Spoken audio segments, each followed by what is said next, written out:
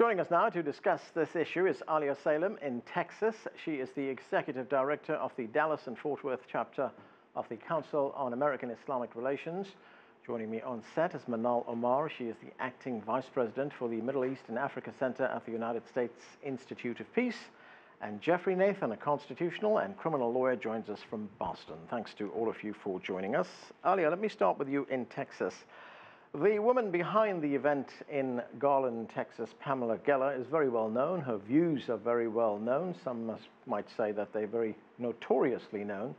But she says what she was doing was that she was defending freedom of speech. To which you would say, what? I would say that she's not a freedom of speech activist. My colleague said it better than anybody. She's an anti-Muslim activist. Geoffrey, what is the line between free speech and hate speech? I mean, where do we cross that line? When does it become incitement?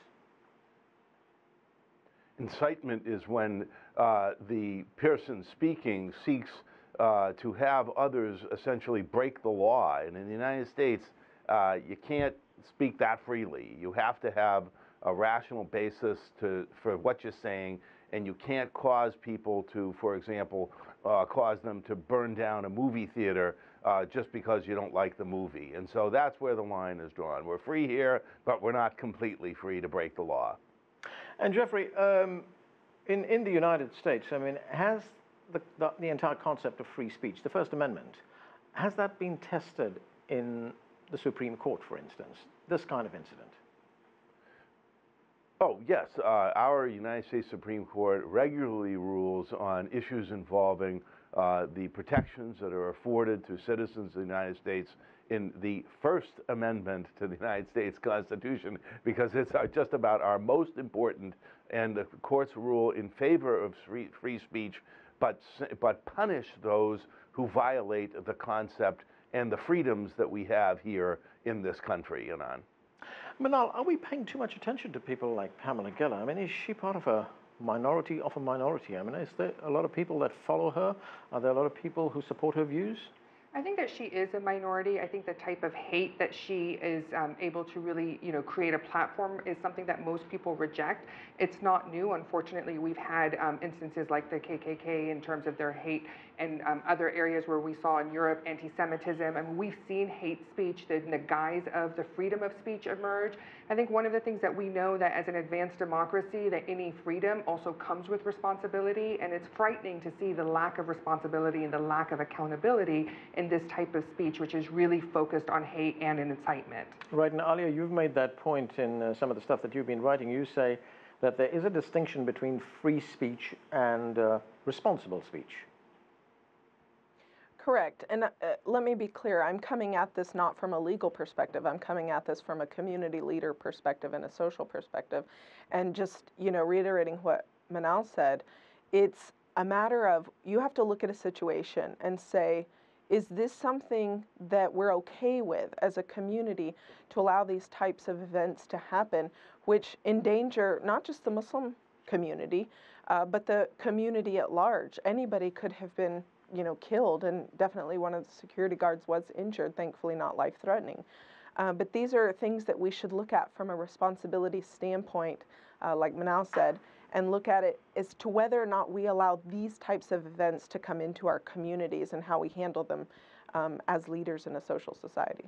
Right, and Geoffrey, isn't the problem here the fact that, we talk about freedom of speech, it is a foundation of a free society, but there are also other questions that one has to look at, as we interact with other people, and questions of behavior, civilized behavior, common decency, morality, all those things have to be looked at. I mean, you may not be able to legally or at least legislate against things like that, but we should be cognizant of what we're saying.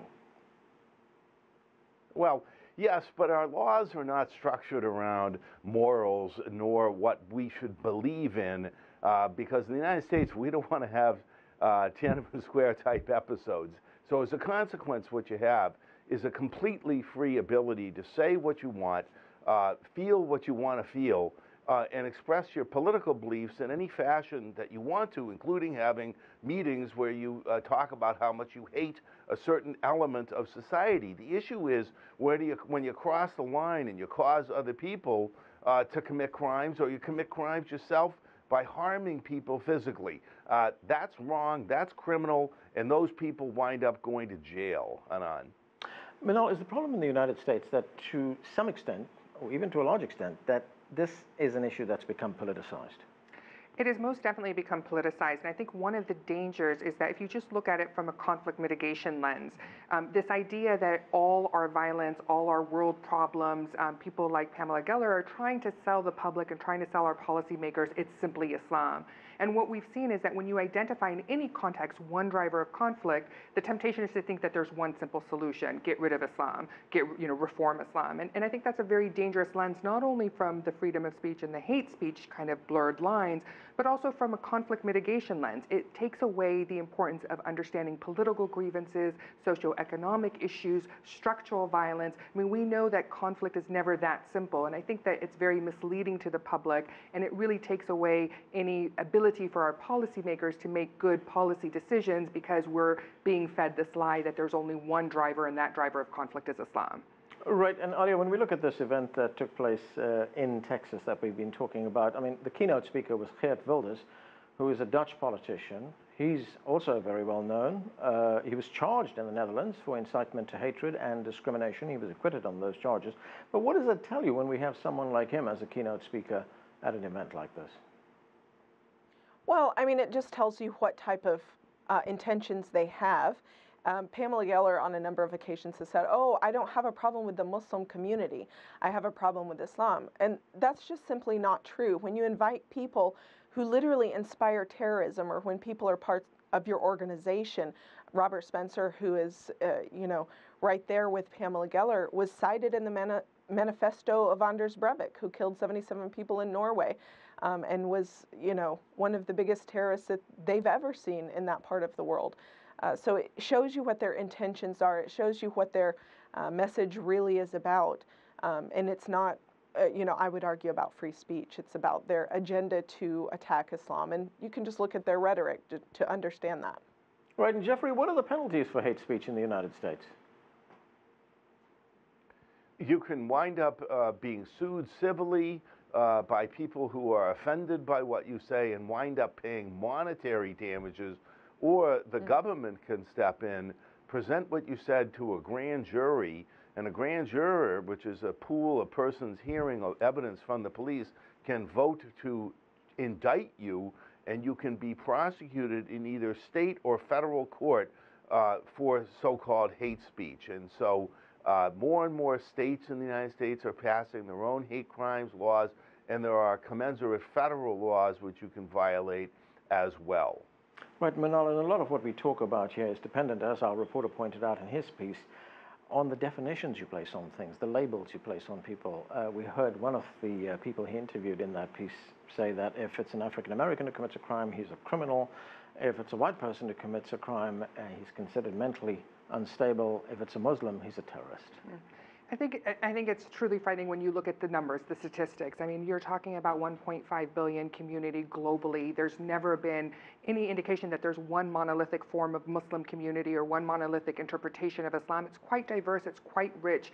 The historical significance throughout history is very important, and yet, for a 0.001% level of activity, we're suddenly classified in one lens. I think, as you pointed out, it's politicized. I think it's, it would not be fair to look at the international arena and our, foreign policy as well. But the idea of really putting an entire community and labeling them is something that is quite frightening and not productive, particularly as American Muslims have always been a very important fabric within American community. And we were part of the, very first immigrants to the United States, particularly if you look at the rich number of African American contributions from the Muslim community into the U.S. So we're continuously treated as something new and some type of immigrant new experience in the U.S., despite we were part of building this country. Right, Nadia, what's your experience of this? The fact that, Muslims in the United States, or in fact Muslims throughout the world, are just painted with one brush, one label. They're Muslims, that's it.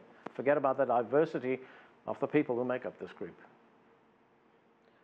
Well, exactly as Manal said, it's a very diverse, very non-monolithic group of individuals. However, if you ask a Muslim, there is a sentiment that they want to be considered one community, and sometimes that comes the good and the bad. What you have to do is look at it from an objective lens that, people based on their upbringing, based on their culture, based on their socioeconomic background, are going to have a different perception, understanding of their religion, and way of practicing, frankly. And so we have to be, just like any other faith tradition, we don't historically lump them all together, and put them in the same bucket in terms of believing in the same way, and neither should we with regards to Islam. But clearly, people do look at Islam as, one group, and they all, fall into the same type of mind, the same type of thinking, and that becomes problematic. Even though it has a semblance of unity, you also don't want to be associated with somebody who identifies themselves as a Muslim, but then is committing atrocious acts that are just abominable. And Geoffrey, I'd like to get your view on what we've been talking about, the fact that, when we have an attack, a bombing, the people who commit those crimes are looked at very differently depending on where they come from and what color their skin is. Well, indeed, the issue in the United States is the fear that the sort of common person has of individuals who are committing mass murder and terrorism on U.S. soil in the name of some religion about which they don't really know anything. And so all they pick up and read and see and hear is about violence and death and maiming and harm. And so, of course, people are going to be afraid of that religion. The average person is afraid of a Muslim now if they're thinking about the Boston bombing and some other acts of terror, ISIS, et cetera, is all we hear about. Whereas, in fact, it's a peaceful, loving religion, as we all know. So education is going to be very important part in the fabric of American culture to keep people from acting violently out against the Muslim community, in my opinion. Manal, where does education... Sorry, go ahead, Alia. You want to say something? Yeah, I just wanted to kind of respond. I also think it's a responsibility of our journalists and our media to portray things in a more balanced light. I'll give you a good example. A week before the Draw the Prophet Muhammad cartoon contest took place, the Muslim community at large had something called an open mosque day. And we sent out a press release regarding that. 5 mosques in the primarily the Dallas area, 5 large mosques opened their doors to the broader North Texas community and said, come in and see what we're about. Come in and learn about Islam, what it really teaches, who Muslims really are, and try to demystify what people perceive to be as negative or they're fearful of. When we send out those press releases, as we do for any particular event that we're supporting, in this particular case, we had maybe one newspaper outlet show up. We didn't have any kind of coverage of some of the positive things that the Muslim community is doing. And then a week later, when the shootings happened in Garland, here we have wall-to-wall press conference full of probably 30 journalists. So it's something that I do believe that the media has a responsibility to get in on. Manal, you want to say something? No, I mean, I completely agree. I mean, I think one of the most frustrating and frequent questions I get is, where are the moderate Muslims? Why are the Muslims not condemning the terrorist attacks? And one of the things that we've done at the U.S. Institute of Peace is in our website, The Islamists Are Coming, we've actually compiled all the responses globally from Muslims who are condemning, and yet every single day I still get this question of, where's the condemnation? And again, we're talking about a 0.001%, despite the fact that the vast majority has, condemned. Freedom of speech is something that is very well protected within Islam. The precedent of attacking people for, characters of the Prophet is a new phenomenon that was created around the time of Satanic Verses and Salman Rushdie. Actually doesn't have precedent in Islamic history, and yet there's no conversation about it. There's an underlying assumption that Islam is violent and we can't have any critical thinking, and we don't protect freedom of speech, despite the fact that our history has proven the opposite. All right, that question of, where are the moderate Muslim voices, I heard that also, and you probably heard it as well, after the Charlie Hebdo attacks in Paris. And I followed that very closely because there were condemnations from Muslim leaders, and there were some very, lengthy condemnations of it. And yet the question was, where's the moderate leaders in Europe? What are they saying about this? Getting back to the education question, we had one, there was Ibrahim Musa, who is an Islamic studies professor, and he places the burden on Muslim religious leaders. He said they should be, in his words, putting out a more robust theology that enshrines free speech. What do you make of that? I think that it's very unfortunate, and I think it's a little bit tempting. You know, often throughout history, and again, if we look at a conflict lens, there's a temptation to blame the victims, to blame the targeted group, to assume responsibility. As I mentioned, if you look at the website, The Islamists Are Coming, you see very clearly a large number of people who not only condemned, but within the religious theology, there is, you know, very strong precedence for freedom of speech and for other activities. I think that there's more that the Muslim community can do. I think that you're seeing American Muslims organizations in particular taking a lead in discussions about the multiple interpretations within Islamic framework, but this is something that's truly global. I would hate to take the responsibility from everyone, from every American citizen, to really stand up and say the same way that we don't allow the speech of anti-Semitism, the same way that we would not allow the KKK to take a front line and preach speech against our black community, we need to do the same thing for the Muslim community, and that's really for anyone who values basic human rights on a global scale, but particularly for Americans where this is something that we really value and we've often protected not only minority rights but also freedom of religion alongside with freedom of speech.